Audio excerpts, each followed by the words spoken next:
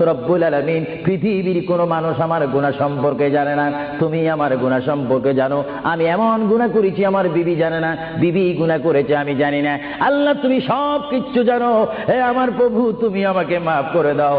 আমার আল্লাহ বলে তারপরও যদি তোমাদেরকে আমি মাফ না করি, তারপরও বান্দা তোমরা আমার রহমতের দরজা থেকে ফিরে যাইও না।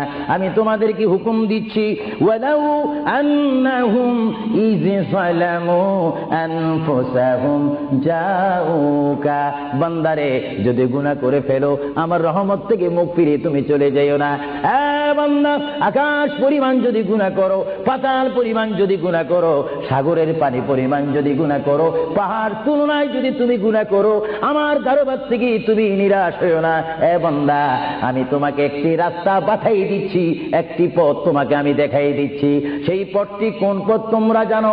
ওয়ালাউ আন্নাহুম ইয যালামু আনফুসাহুম জাউকা, বান্দারে যখন তোমরা বরবাদ হয়ে যাবে তখন তোমাদেরকে একটা পথ আমি তোমাদেরকে দেখাই দিলাম, সেই পথটির নাম হচ্ছে আমার রাসূলের মদিনা।